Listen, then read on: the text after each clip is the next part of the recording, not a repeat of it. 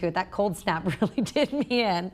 Okay, let's talk about this growing effort to normalize mental health conversations for men and boys, as they may struggle a little bit more than maybe women to talk about their feelings. Dr. Holly McKenna with Dara Wellness joins us now to talk about why. Why do men tend to have a harder time talking about their feelings or their problems? Well, I think a lot of it is cultural. I grew up with The Cure and Boys Don't Cry as a song. I mean, that's kind of what they're taught is, shake it off, be tough. But feelings don't just disappear. They do kind of internalize and they come out in different ways. And oftentimes when we try to compartmentalize, it still seeps out of the box into things like anger, aggression, irritability. So really we do have to address it. It's just a matter of how it comes out. Sure. So if you want to not be angry or have your feelings kind of seeping out, if you want to have more control over them, how can we help men and boys do that, especially the moms out there? How can we start raising our young boys to not be that way? Right. I think it's important to help them talk through those feelings. I have a 9-year-old boy, so I've dealt with this myself and seen him have those kind of anger spells. Really kind of meeting them at their level and asking, kind of noting like, hey, it looks like you're having a hard time. Sure. What's going on? Like, what's happening? How are things at school? How are things at work? If it's your spouse or an older gentleman. And kind of seeing what's happening in their life and helping them identify where that emotion is coming from. Because oftentimes anger is a secondary emotion to hurt, sadness, depression, anxiety.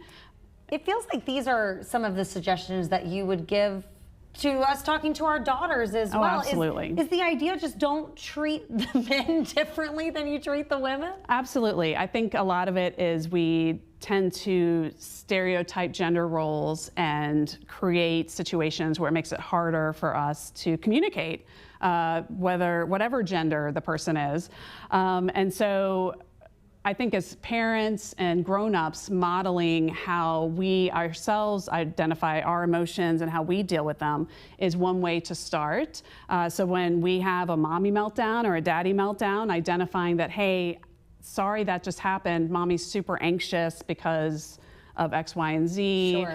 And do you mind if we take a moment? I'm going to take a few breaths. Do you want to maybe take a few breaths with me? And just showing how we handle those feelings and how we kind of move through them is one step that we can take with our boys and our girls. Yeah, being a bit vulnerable with them, showing them you're not perfect, and inviting them to kind of practice those same skills. Yeah, I mean, we're almost perfect. Yeah, we're very, very close.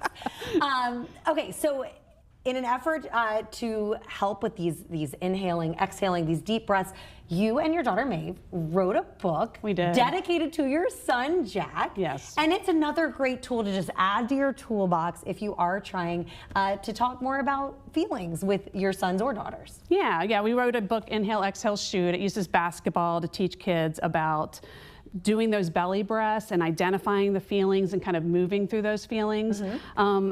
One of the main reasons we wrote it is to have it serve as a tool. I work a lot with anxious parents, and I've learned that when they have tools that they can use with their children, they can't help but use them themselves. So using that type of tool, there's different types of children's apps or YouTube videos that you can use as well. Sure. That kind of teach belly breathing, teach identifying emotions. These are things that we can use as grown-ups with our kids, and we can all benefit. Absolutely. If you're looking for Dr. Holly or Maeve, the authors of that book, you can find them out at Oak Street Po' Fest. If you're looking for more information on how to talk to men and boys about feelings, you can find them out at the Kids Zone at Oak Street Po' Fest. Yeah, we'll be at the Kids Tent 1 to 3 on Sunday. I know you have more folks coming to talk about Po' Fest. I cannot wait. It's going to be so exciting. I know. I can't wait to eat. Thank you so much, Holly. Appreciate you. Absolutely. All right, coming